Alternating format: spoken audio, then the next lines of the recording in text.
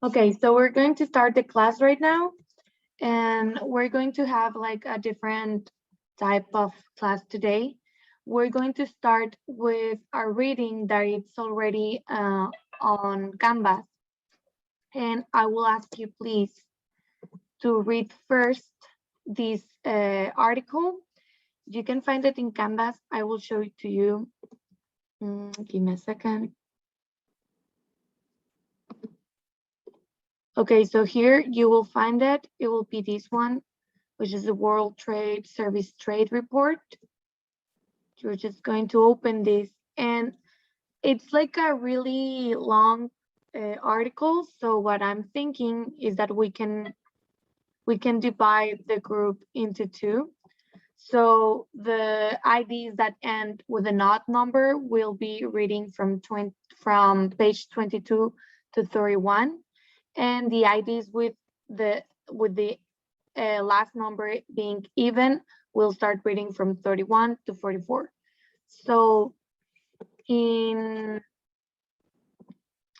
the article, you will see that there are some pages that will have like different color, like this. So these pages, you are not going to be reading it, okay? So it will be just like this one, the normal ones. And just for you to know, the page 31, you will, like the ones that have the odd ID, will read until this, like until it ends the reading that you're saying. And the other ones with the even will start reading on page 31 from starting in here, okay? I don't know if that's clear for you or if you have any questions. Yeah, that's clear. Thanks. Okay, perfect. So we will be dividing in this way. It's for you to be like more easygoing during the report.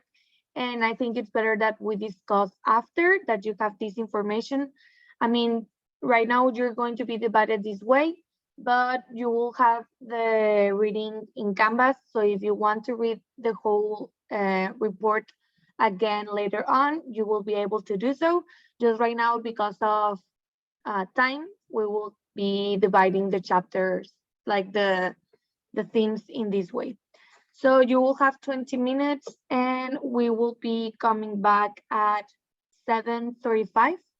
I will be here if you have any questions. So 7:35, we will be back to discuss what you read, and that will be it. So please go and read. I will keep this in here for you. Okay. Thank you. No, thank you.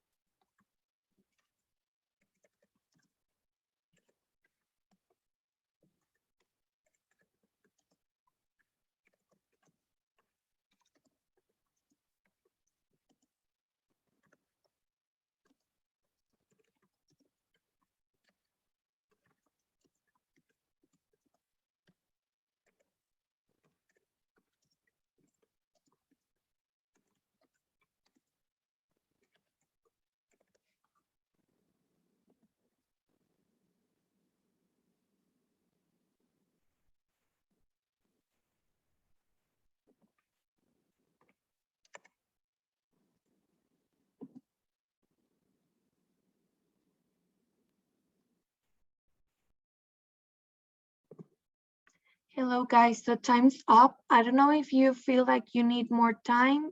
If you need so, you can tell me and I can give you 5 more minutes.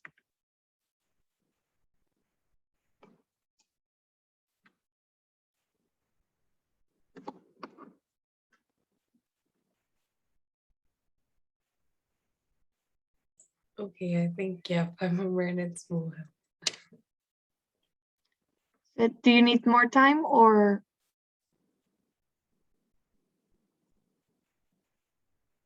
Yeah, please, teacher, 5 more minutes. Okay, great. So I'll give you 5 more minutes. Thank you.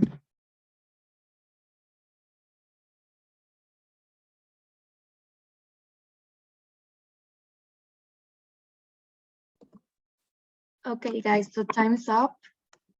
If you didn't finish reading the article, don't worry, we're going to be discussing some of the main findings in here in the presentation.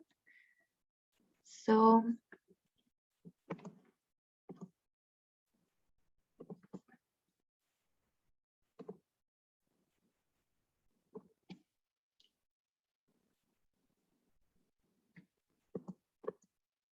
okay, so I thought that it was important for you to read the article by your own because it has a lot of information that maybe it's hard to process, but it's important for you to have it. And just in order to continue to what's next on the class, and just for you to kind of make all the connections of the dots of what we have been talking about in the last sessions. So I don't know, I want this to be more like group conversation about what you thought about it, what you found interested in the article. And I will be giving you like some of the main things that I thought that it was important for us to have for the class. So in the article, it says something about the trends in services. And it's no surprise that it says that technology is contributing to the increasing of services, and what it's contributing the most is for services to have a traceability. We have been seeing a lot that services have this like blurry line, and it's kind of hard to have like an international um track of what a service is and how it works and how it can be managed. And sometimes that's the reason why we don't give, or at least a lot of organizations and also newspapers doesn't give the importance to services, because it's harder to talk about it, because the fact that it's intangible makes it more harder to be regulated, talk about it, etc. So that's what one of the main findings that I found. It also says that supply of services through cross-border is the most easily recognized as international trade, because it's related to intangibles or online things, and it's easier for us to classify it. And also it tells the importance of the service like around the world in terms of dollars. So it says that it's worth 13.3 trillion of dollars. And it also says that it has been expanded by 5.4% on an average since 2005. And it has been faster than 4.6 yearly expansion of trading goods. So this means that it has been growing more than trading products. So this is the importance of trade. I don't know if someone that had read this part of the article wants to mention something about these two factors that we identified during the report. What you thought about it? Do you think it's like that way, that it's hard for us to be tracing services because of the intangible thing that they are? And do you think that it's more like if the services will start be growing more in the years and will have the same sort of growing that it has been having in the last years? Or I think in my perception is that this digit that we are seeing here is from at least 3 years ago. So right now, I think that this percentage is like more than that. And the pandemic has like going through that, like growing in services. So what do you think? Do you find like something different in the article, or it's like pretty much that?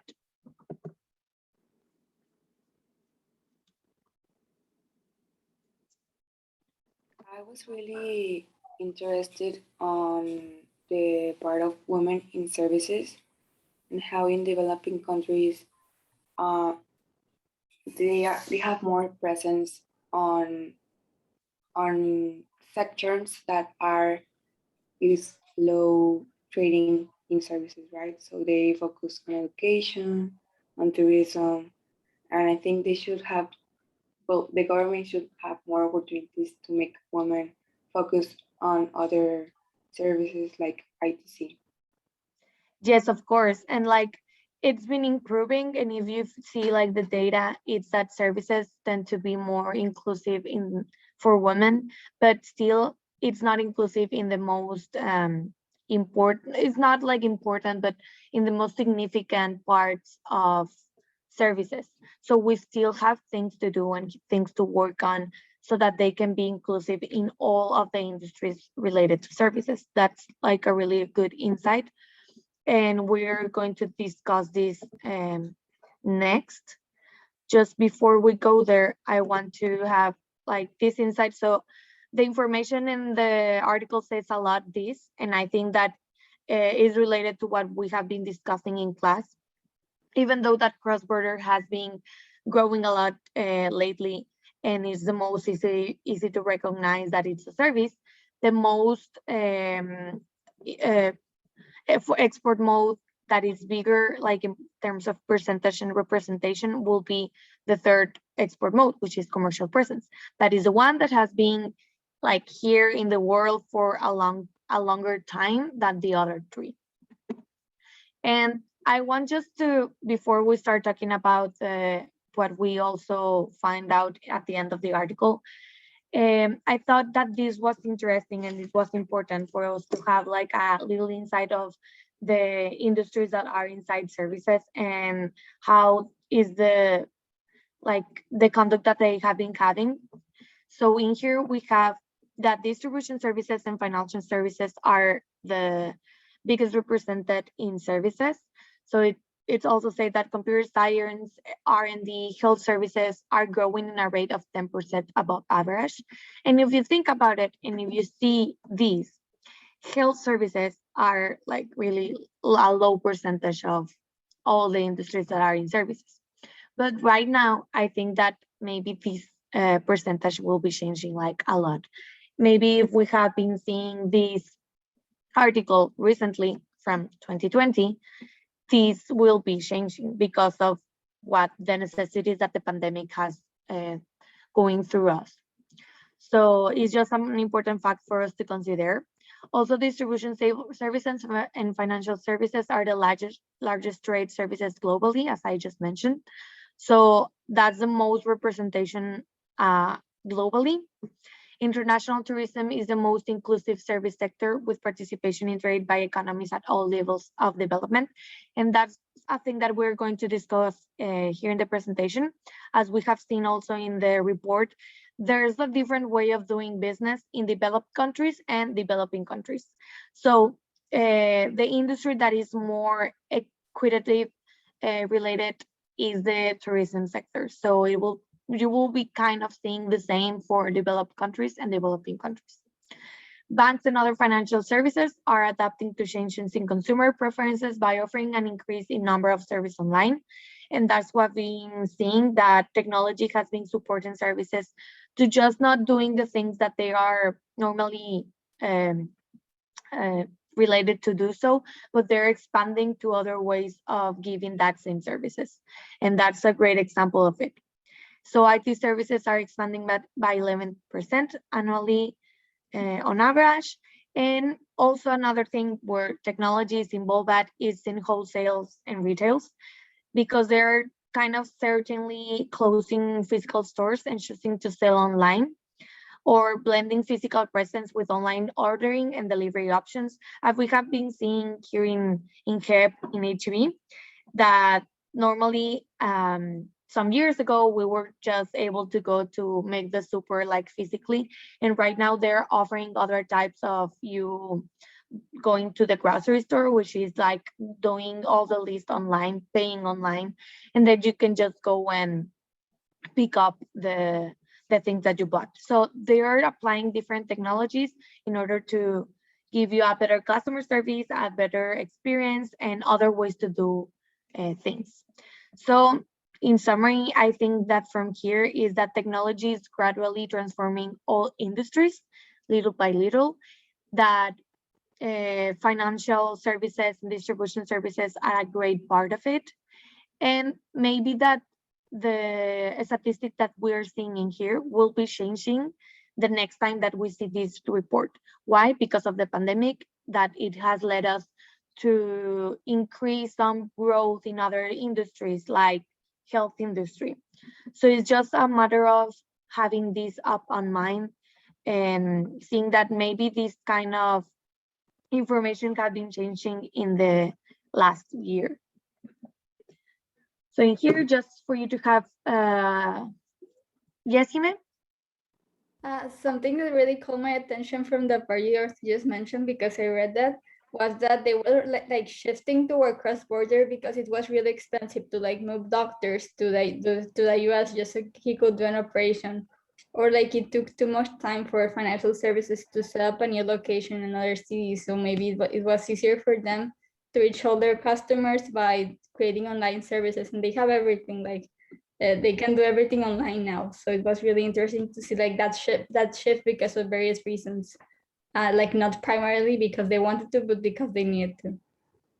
Yes, so it came out of technology being able to help the industries out of a necessity and out of thinking, hey, I mean, at the end of the day, all of these industries are looking for profit and are looking for sale.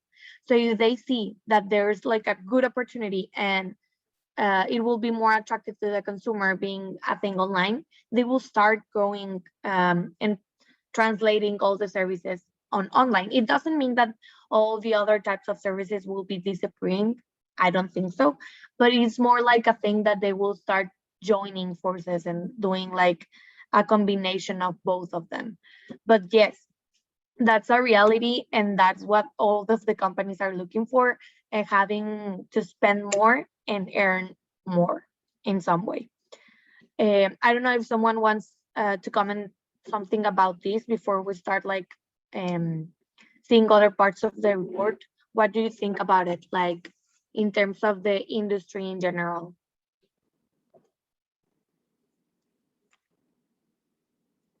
Yes, Monse?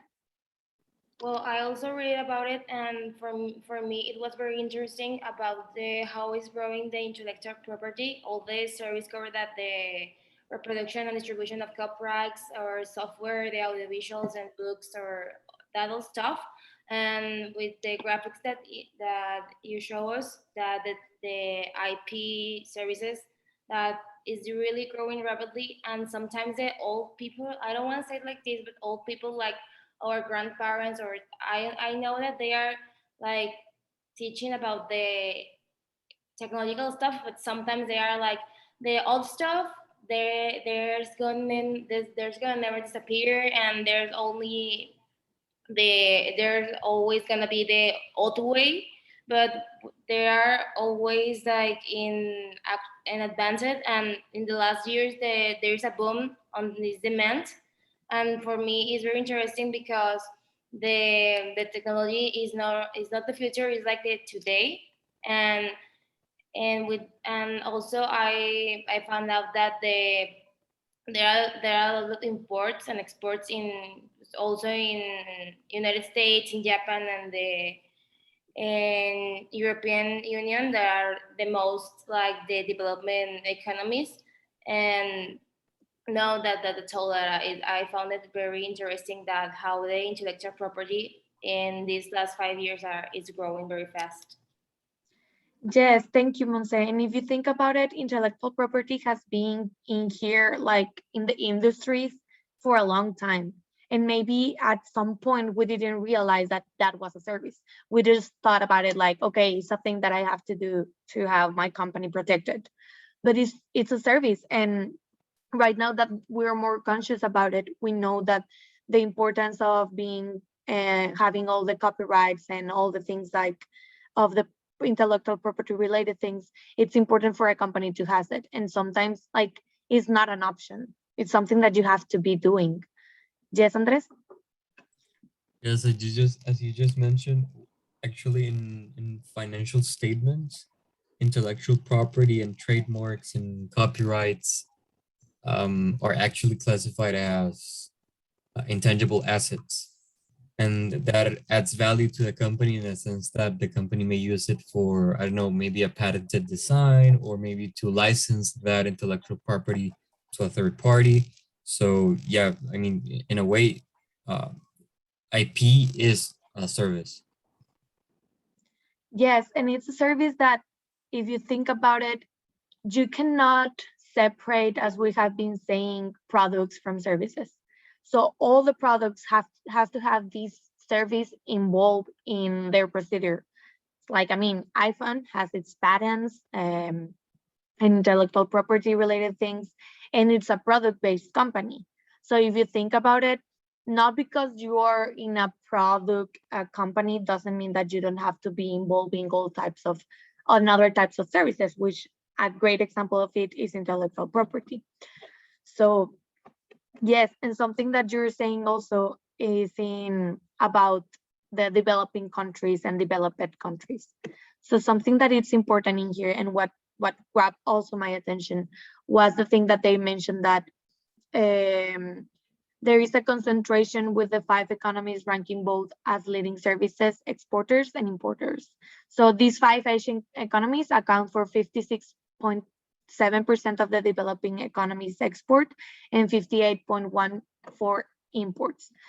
And something just to take into consideration, construction, finance, and distributions are the sectors that contribute the most to remarkable growth of their services export through foreign control affiliates. So this is just like a graphic that says and summarize a little bit of how these 5 countries are being involving in services.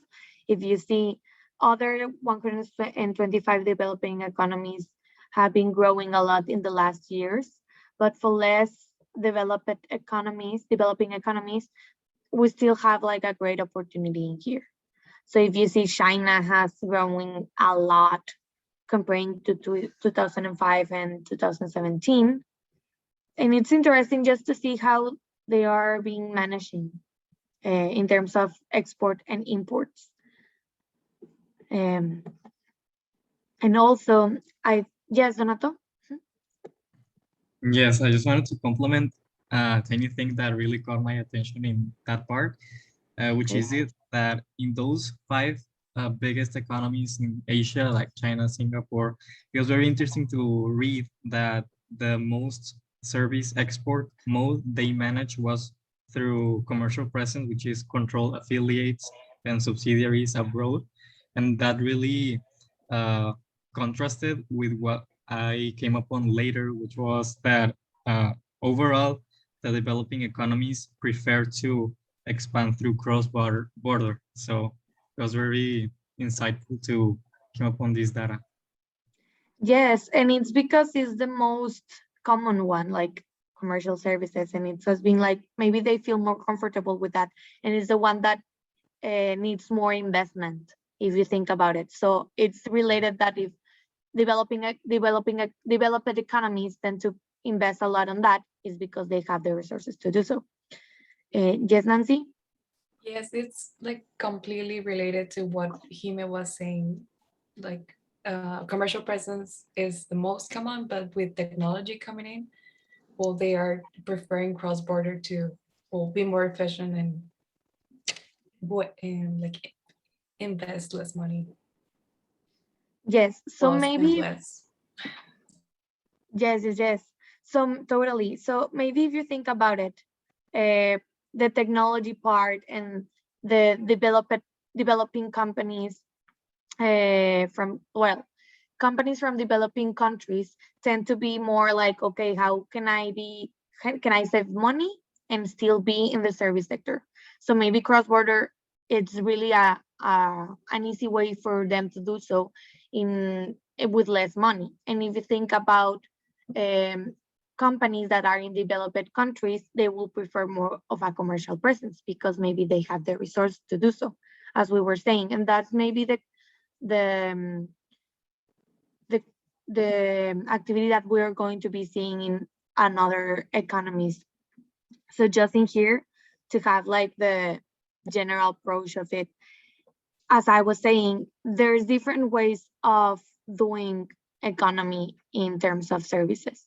So if you see here in cross-border, developing economies tend to have a lot in cross-border. The 5 leading economies have the same one as developed economies. So it's just what we were discussing. Here in consumption abroad, well, I think we still have like a lot of things to do so in here, but maybe it's also the thing that it's been hard for them to track down what consumption abroad is. And maybe that's the thing and the most important reason why we don't have a lot of statistics on it, because it's harder to measure. So maybe in the next years, where regulations tend to be more strict and more structured, we will have seen like a change here in consumption abroad, like a more clarified idea of what it is and how to track it down, and to have like a real statistic representative in consumption abroad. Yes, Andres? Yes, I also think that with the COVID pandemic, consumption abroad has decreased. So companies and countries have noticed that maybe the flow of people that in the past were going to their countries to consume a product or a service is not the same. So they are now trying to like create new ways in which those same consumers are motivated to spend that money staying at home or in their countries. And in Totally. some cases, to consume abroad, you also need, for example, like a visa or like a special migration permit. It's not like if you can go anywhere and consume anything. In some cases, you are binded by legal requirements. Yeah, so it will be harder. Like it's a harder way to do business because it just not depends on you.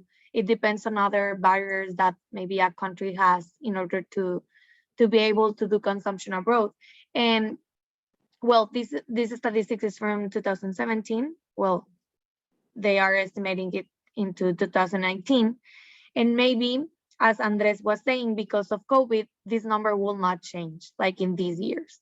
But maybe when we hope all this is over, we will start be having like another types of consumptions more related to what the before the pandemic was going. And let's hope that they have been like working more on how to go at having a track on that, so that we can have a better representation. Because I mean, I don't think that it's like the 1%. Like I think it's really a little bit more at least, or that's my personal opinion. And also here in commercial presence, as like I have been saying, it's more because of the money that it's involved on it. Of course, developed economies will be like having a lot of money to do so. And also, well, the five leading developing economies have a great representation on it. And presence of natural persons, of movement of natural persons, as we have been seeing in class. I think this is like a moderate kind of rate, and it's still difficult to have a track on that too. So we will start seeing a change on that number. And also what we were discussing in class. So female employment in services is positively correlated with economic development. And that's also sad if you think about there's like whole different representation in here. So for developed economies, services, it's a great representation, which is good. And it's more related because maybe they have the resources to do so. For less developed countries, we still have like a great representations of women in agriculture, a little bit of in industry, and kind of a little bit in services. And maybe in here in services is what we have been talking about, that it will be more like education or sometimes retail or health, like nurseries or something. So we still have a lot of opportunity here. And in other developing economies, excluding the less developed countries, we still have work to do. Like we have been growing a lot here in the last years, but I think that comparing to developed economies, there's like a huge difference. I don't know what you thought about it. Like, have you think of the representation of women in services or in other industry, how it was like represented? Like this article, it opened up my mind and made me realize the reality that we're having right now. So any comments on these?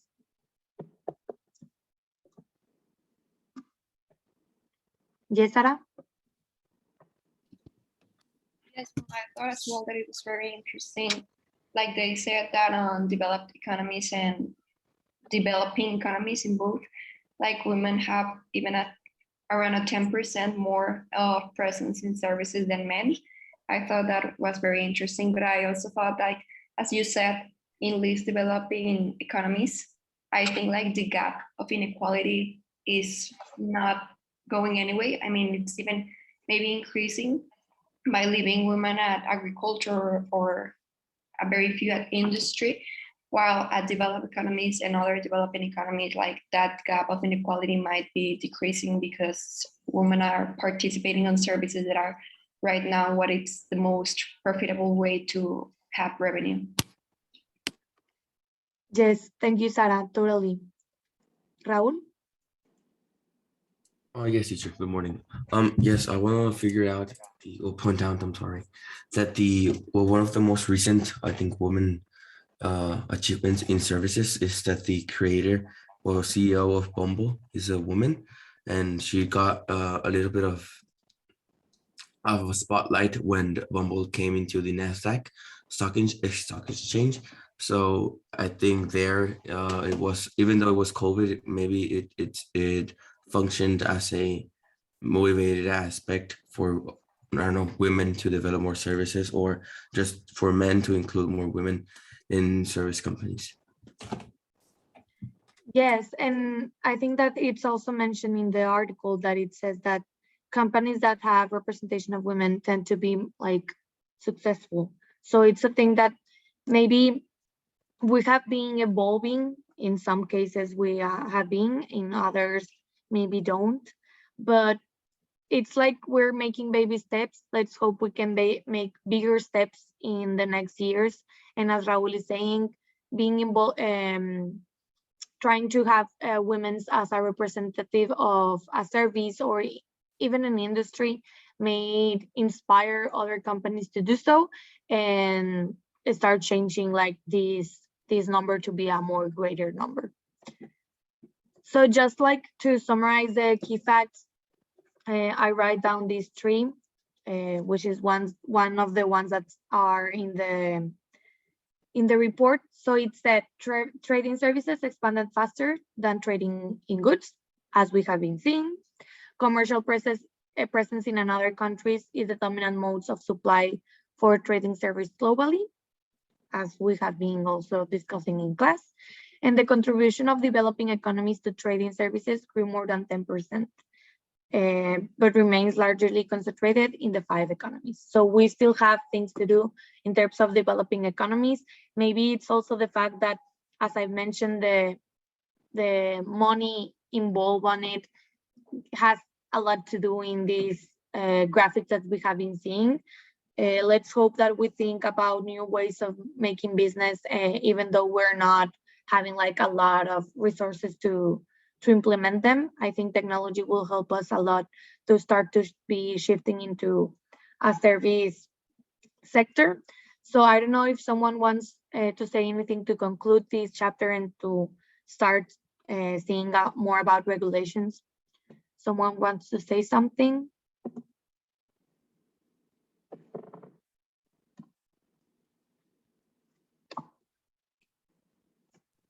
I think it's just interesting how services can be very flexible and how they evolve. They have evolved and will evolve. And yeah, personally, I didn't know that services represented such a big part of global trade.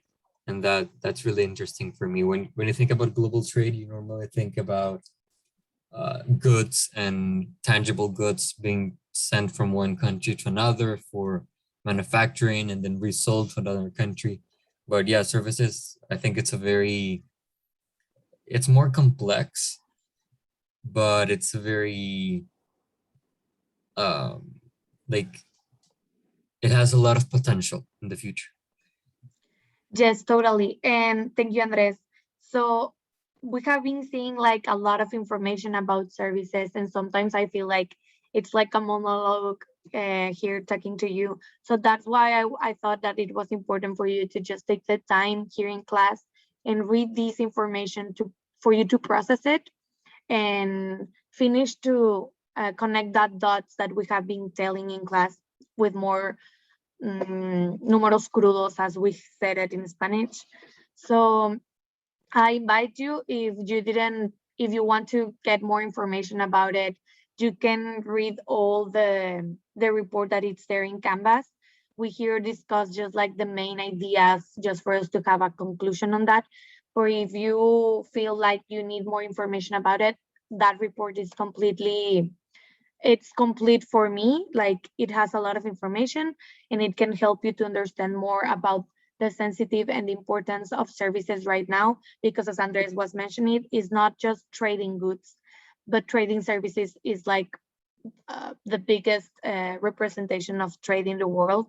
And that's why we're having this class. I mean, if not, we will not be having this class and this like kind of information. So great.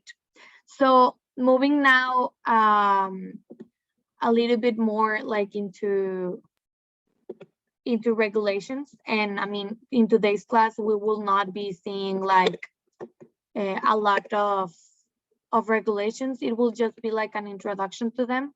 And tomorrow we will start like digging more into it. So here we have some facts that we have to consider. We're talking about regulations. So measurement in services are hard. And we have been seeing that in the report that we have been reading lately. The traceability and the intangible of it makes it harder to be measured. Because if you think about a product, when you are thinking about a physical product, you will just say, okay, 1 unit, 1 kilogram, 1 centimeter, I don't know, any type of measurement. But when it comes to intangible, how will you do that? So also a thing that we have to do is to take into consideration, as we have been seeing, and I feel like it's me going on and on and on and saying the same thing, but it's because it's important. So commercial presence is the most common one, and we already know that. And it was the one that was first to be created and to be identified as a service. And the other 3 export modes were created based on a necessity of other countries. Like they say, I don't know, developing countries said, hey, they raised their hand and said, I have no commercial presence, but I have a lot of online services. So I have cross-border. How would you manage that? Please include me. Not because I don't have commercial presence doesn't mean that I am not into services. So the other 3 has been implemented as a necessity of those countries that have been having different types of services. So maybe is the other 3 types of export modes had not a lot of information on it and not a lot of regulations as commercial presence, because of time that we have been seeing that commercial presence has been here for a long time. The other thing that we have to consider also is the trends. The biggest trend is technology. Technology is increasing a lot the cross-border, as we have been mentioning. So trade with the ability to have virtual reality, automate processes, and some other types of activity that can complement services is really a thing that right now, and more in here in the pandemic. And also what I wanted to mention is that services and products are a win-win kind of relation. So if one of them grows, the other one will do so. So if you think about it, thinking about, I don't know, like a notebook. So this notebook is a product, and it's a physical thing. It's measurable, and it's been traded for a long time, whatever you think so. But in order to have this notebook, there's, I don't know, maybe logistics involved, and logistic is a service. So how are you going to measure the service that a product includes? How are you going to regulate those services? Because we know that the notebook is regulated in some way because they have like a specific tariff. If I want to take this notebook into Mexico from Canada, I have like a specific tariff that I have to be paying. And how will be regulating the service that the product has as logistics, as I was saying. So that's the challenge that we have been having. And just for you to know, and also in intellectual property, that was a thing that we were just mentioning. Intellectual property is also involving all the products that we're trading. So it's important to have this example of it. Another example of services involving products, maybe transport, installation, maybe someday we will have to come, like, I don't know, the AC when it comes into your house. So the AC, it's a product, but the installation is another thing, and that will be a service. Or retail, social media management, softwares, those are things that most of the times are also included in a product. So in order to sell a product, we have to have all these examples that I mentioned to make a product be sale. So just to consider that. So one of the examples that also the report said was product versus services. So if you think about a CD, let's imagine Red of Taylor Swift. So if you have this CD, it will be a physical product. Even though you're buying it because of the recordings that are intangible, you buying this physical CD will be a product. But if you listen to the album Red in Spotify, it will be a service because it's in a platform. So that's the kind of like blurry line in between what a service is and what it's not. We have to, like, for example, in this case, the company will have to declare both of them. They will have to declare the product, the album, and they will have to declare the service in Spotify. So there's like a thing that a company can have both of them, and it's just a matter of fact of classify the activity itself. And also I think that it's important to mention is that a company, as we have been seeing, and you work on your activity, a company can have the 4 export modes, and it can also have different industries. One of the example can be, for example, Walmart. So Walmart, it's a retail, and it can also be considered a health sector because of the health industry that they've made up again from Walmart. It can also be an online service. So it's just a matter of fact that a company can have a product-based selling and a service selling, and they can also have the 4 different export modes, and they can also have different industries in one. So it's just a matter of classify the activity itself and not the company, because the company can have several different activities, and the activities might be a product-based thing or a service-based thing. Okay, so what's the challenge? How are we going to classify the services? Okay, so this will be important. First of all, how do you identify the type of services that you are selling? So you will have to identify the sector of the business according to the WTO. And we're going to see how to do so in just a bit. So we will have to identify that business sector. And also we will have to identify what type of export mode are we applying. So for example, are you selling retail as a commercial presence, or are you selling retail as a cross-border, like as an online thing? So there are two different things. Or are you selling music in cross-border in Spotify, or are you selling music just through a product? So that's where it gets more complex, and it's not complicated, but it's just for you to open up your mind and think about it.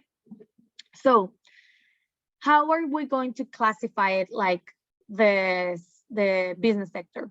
If you think about it, when we talk about products, there's a harmonized system, and every product is in one list, and you'll find out the code to trade, and it will be the same code for Mexico, for Canada, for countries in Europe, in Asia, whatever. All the countries that are in the World Trade Organization will have the same code because it's made an harmonized system. So what's the harmonized system for services? So the WTO is the entity that regulates and classifies the sector of the service, looking to promote stability and growth. So what the WTO made? So in Canvas, you also have another PDF that is the like kind of the harmonized system of the services. And I'm going to share it here with you just for us to discuss it a little bit. So this will be it for services. So it says service sectoral classification list. And we're going to find out in here that it is divided by sectors and subsectors, just like in harmonized system that it's capítulos y subcapítulos. So in here we'll have business services, and in business services we have subsectors. Just to go like quickly on it, and if you want to get more into it, there it's available in Canvas and you will be able to see it. So here in professional services will be everything that it's like administrative, like accounting, legal services, taxations, etc. We'll also have computer and related services, consultancy services, data processing services, database services. We also have research and development, real estate services, rental leasing services, other business services. And we also have these here in communication services. So here we can have postal services. So postal services will be more like a public sector. And we have courier services that will be more like a private, like kind of the DHL and that kind of example UPC. Telecommunication services, audiovisual services. So it's listed like a lot of kind of services that you can think about, constructions and related engineering services. So something important for you just to mention and to have it in mind, here in distribution services, it's not logistics. So I don't know why, but the WTO just put distribution services as wholesales, retailing, and also other types of franchise. So it will not be the same as logistics. In fact, okay, something important in here is also financial services. It's like a large list of it. And if you're interested in financial services, it will be good for you to just indicate more into this. So what I was saying, tourism, travel related services, recreation and cultural and sporting services. So here we have the transport services, which will be involving maritime transport, internal waterways transport, air transport, space transport, retail, road. So it explains, like it details more about all of the types of industries that they can relate into services, the business sector. And space transfer, I know it's funny, but I mean, if you think about it, it's a thing, like maybe we are not going to do a space transport, but there are companies that are doing so, and we have been seeing that like lately, no? So maybe they have to charge them for something.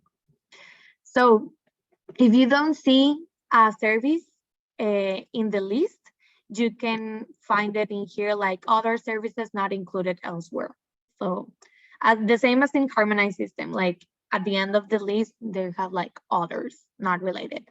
Others that maybe new developing services or something new, you will find it like in here, like just in general. Okay, so the challenge in here will be, for example, thinking about a stadium. So the basic need of a stadium will be sporting, which will be more about the 964 sporting and other recreational services. And at the same time, if you think about a stadium, that's the main goal of it, like sporting and other recreational services. But at the same time, sometimes stadiums also have restaurants. So what will restaurants be? It will be hotels and restaurants. So you will have to declare also this. And sometimes also they will have shop retails, which will be other classifications, which will be here, retail services. So it's a matter of just not thinking of a company being one business sector, but one company can have several business sectors. And it will be just a matter of fact to think about all the activities that a company can have, because you will have to declare each of the activities. It will be not just simple like when you are trading a notebook and it's just a notebook, but it's all the things that are related into so. So coming back to the presentation.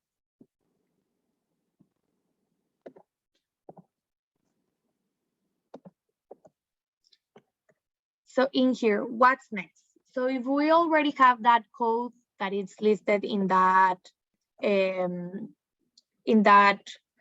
WTO report.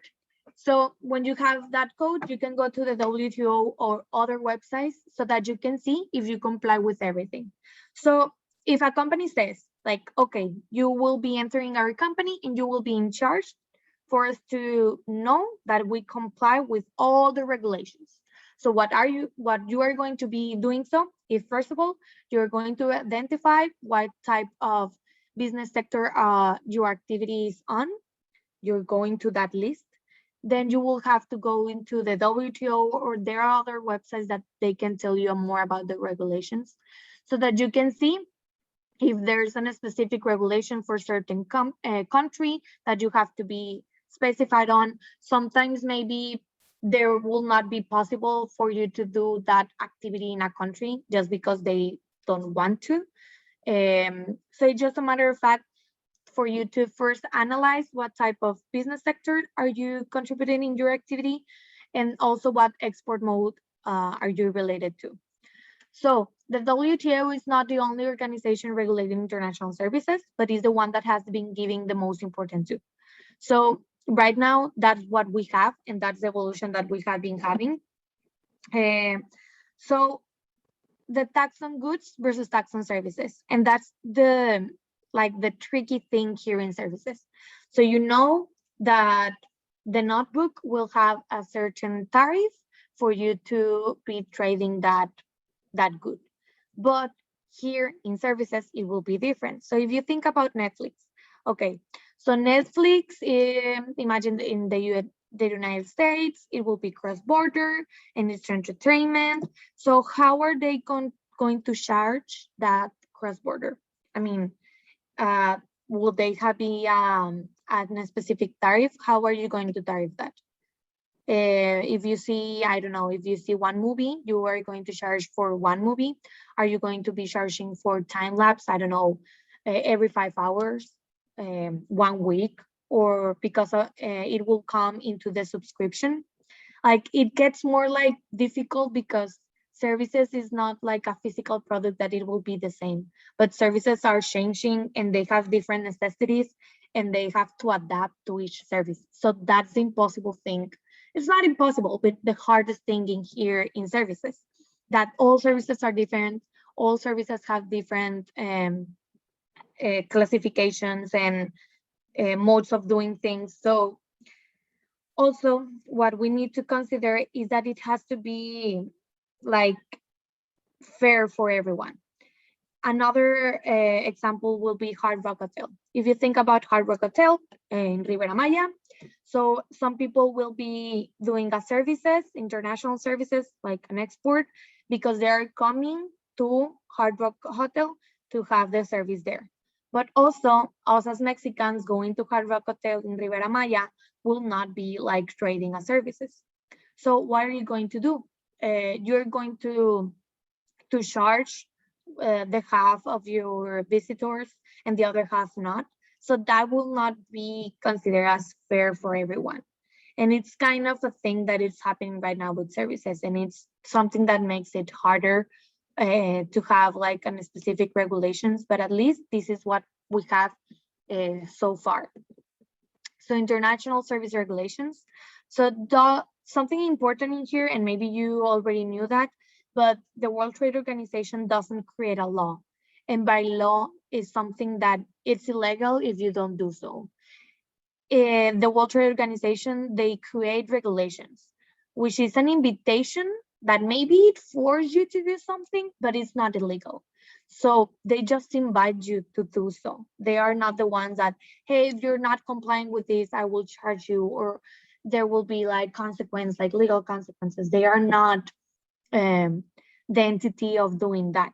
So every country has different laws, and the question in here, who should adapt to who? So most of the times we have contracts involving in like companies to companies things. So those contracts are signed into two different nations when we talk about international services and trade of it. So which law are we going to follow?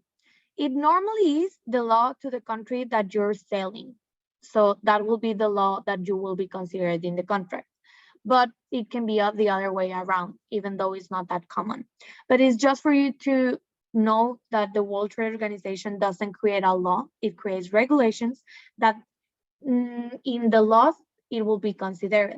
Or making a contract and signing an agreement, they will consider all the regulations that the World Trade Organization is doing, because the objective of the World Trade Organization is to have these like more harmonized and have a way to do things internationally.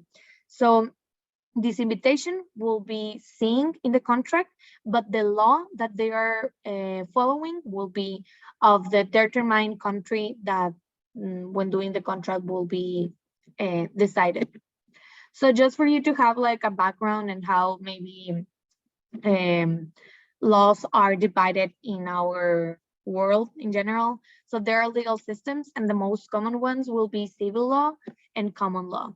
And just for you to know, the civil law will be democratic countries follow like civil law. And this civil law will be the law that they declare an evidence and they give them a consequence. Okay, you stole something.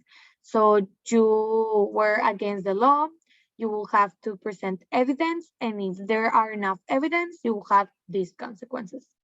And in common law, which are the countries that were related into British colonies, the United States, Canada, Australia, and some others, they tend to have the common law. And the common law is more based on how the past cases were solved. If you think about how to get away with murder or suits, they were always looking for like past cases and how they solve it.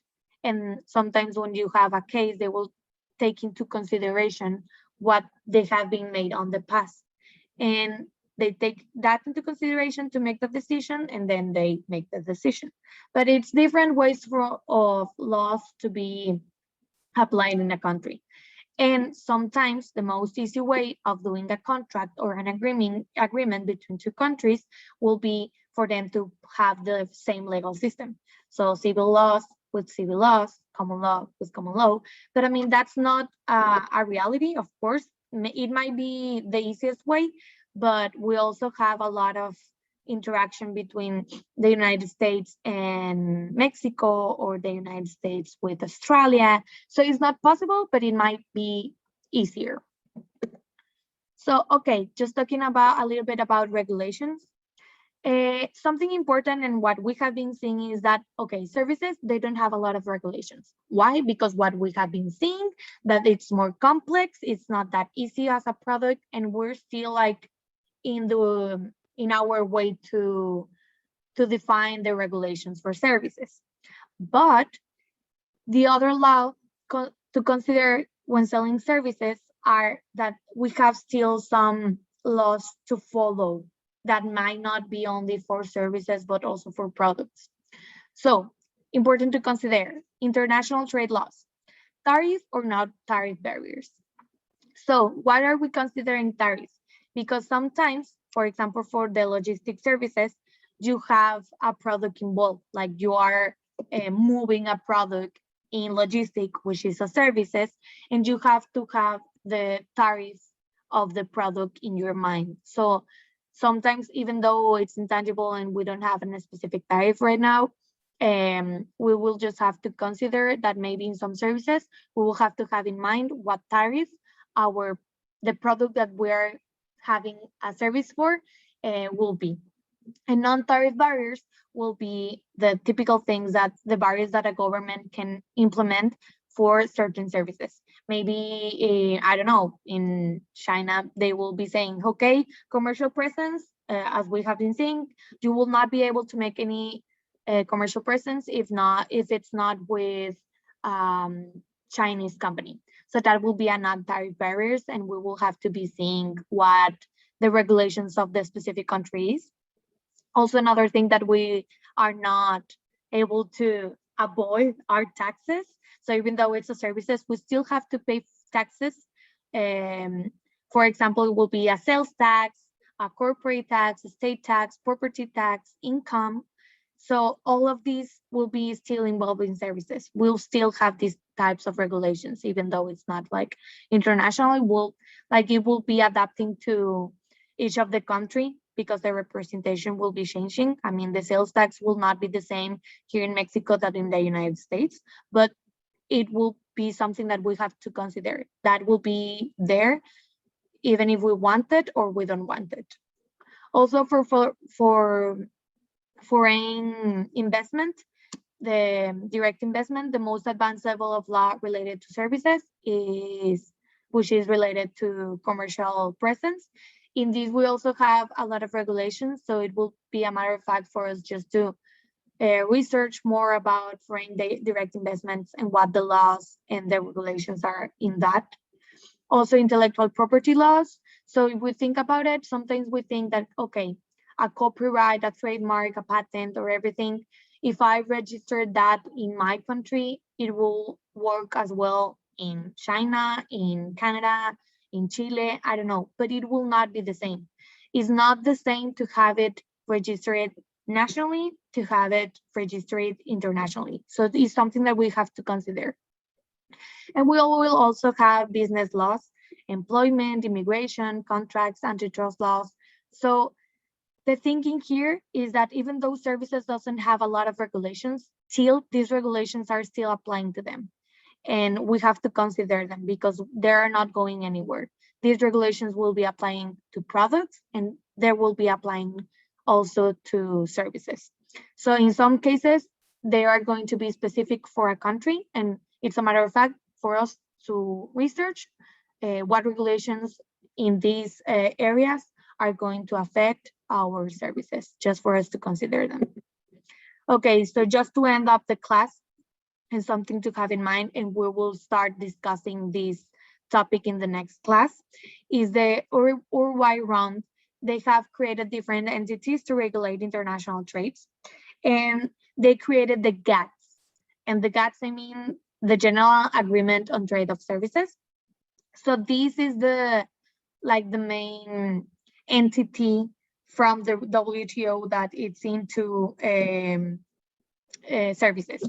So it allows all countries that are inside the WTO to get into an agreement with a specific concept of services.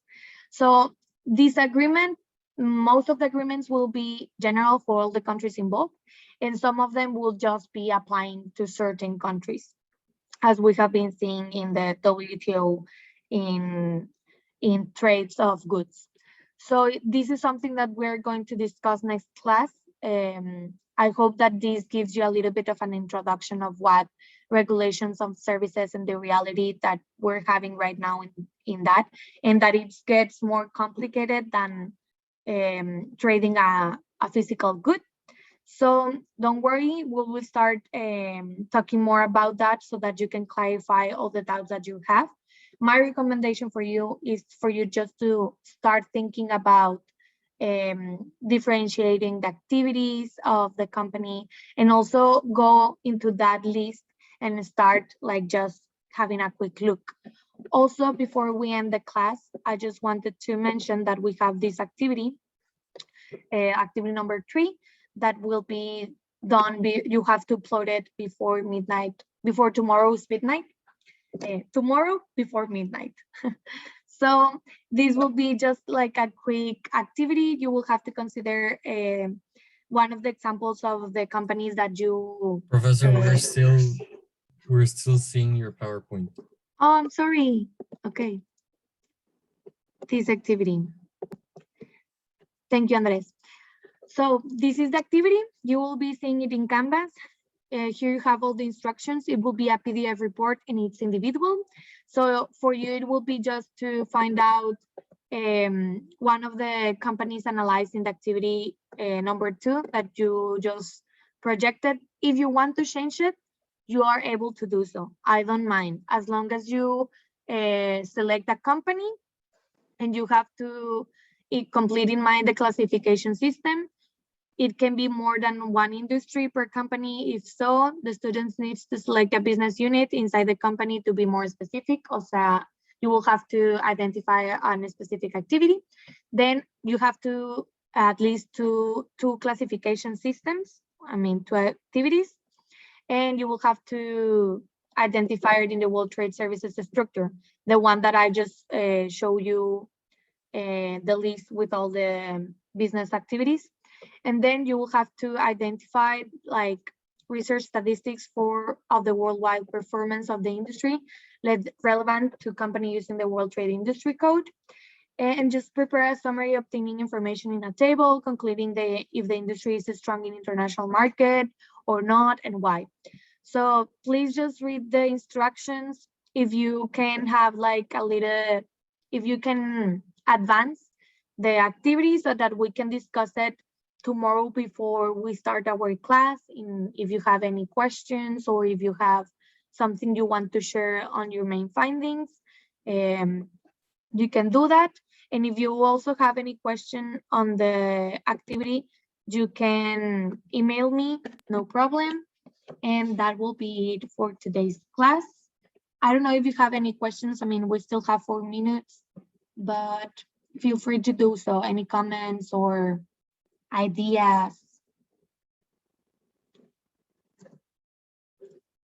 Does it has to be on the table, the information? No, I mean, if you want to write it down, it's okay. Like, I think it will be easier for you to like just put all the information as a text. So don't worry, it can be a text. Thank you.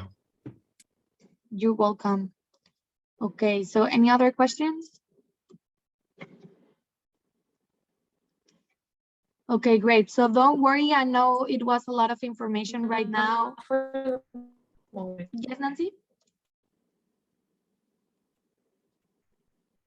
Sorry, Nancy, I didn't hear you.